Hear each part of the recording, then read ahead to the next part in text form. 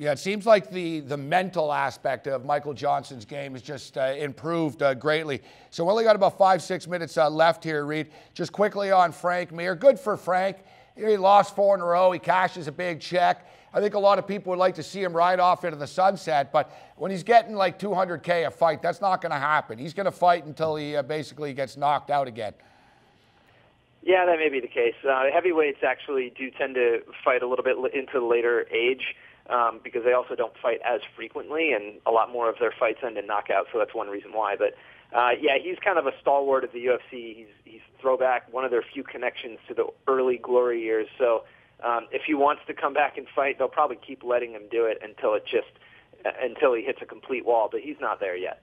No, 4 losses in a row, some other guys would have been, but you're right. He deserves the respect.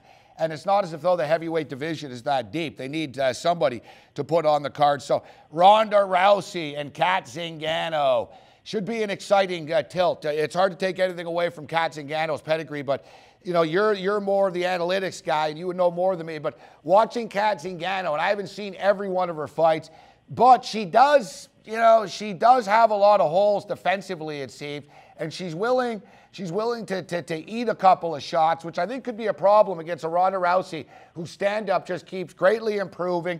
I think the only real way that Rousey loses if she almost just sort of beats herself, and maybe she has personal issues or she's not mentally prepared. But I just really don't see that happening. She's as high as an 11-1 favorite.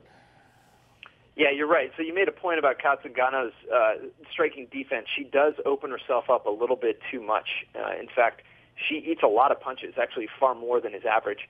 And so Ronda Rousey, who has been improving her striking offensively, might actually take advantage of that. People thought that, well, Rousey is primarily a grappler. Maybe she'll be out of her element on the feet. But her last 2 fights have been pretty vicious with her striking. So that is also a weapon. I just don't see anyone really contending or even challenging Ronda Rousey at this point. And Kat Zingano, solid all-around fighter.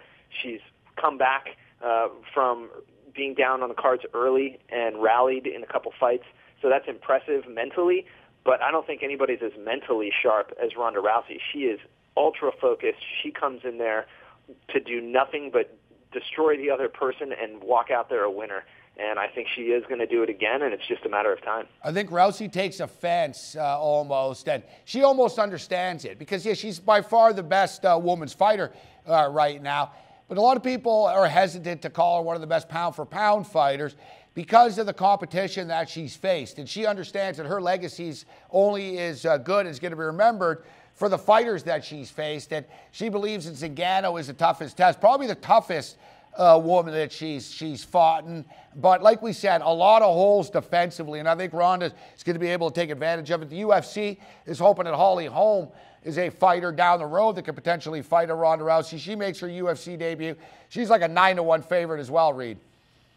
Yeah, she's a heavy favorite. I have zero data on Holly Holm, but I'm excited to see what she does in this fight for the reason of I want to see what her stats look like. Are her hands really as good as her pedigree is coming from boxing?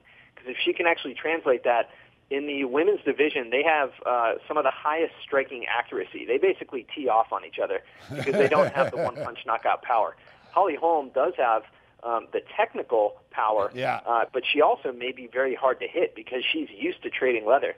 So I'm very interested to see what kind of stats pop out of this fight. I know you like to play counter move a little bit as well, Reed. That's why whenever I get the opportunity to, I always try to get the women's fight involved in counter move because of the high volume and action. We got a minute left here. We got Ellenberger and Koscheck. I'll give Koscheck the benefit of the doubt. I think that he's sort of mentally tapped out a little while ago. He's been smart with his money. He's got a lot of business ventures. He's not fighting because he absolutely positively needs the money. I think he has more to life than just being a UFC fighter. So I've wondered about where his desire has been, and I've wondered about this for a couple of years actually now with Koscheck.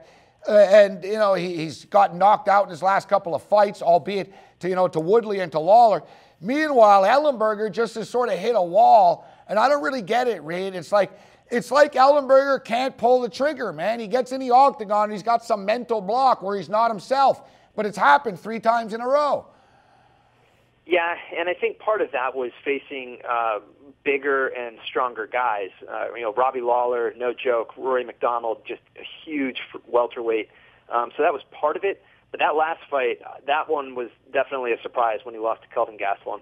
But I do think he rebounds here against Josh Koscheck. I think Jake Ellenberger, 7 years younger. He's a little bit sharper on the stat line. I'm going to be breaking this fight down in more detail over at MMA Oddsbreaker, but the stats do like Jake Ellenberger. Yeah, I've got to lean with Ellenberger here as well. A lot of respect for Koscheck, similar to Mir, almost at the end of the line, but we'll see what he has left in the tank. But Ellenberger, 29 years old, absolutely positively needs this fight. I think he gets it. Always a pleasure, Reed. Thanks for the time.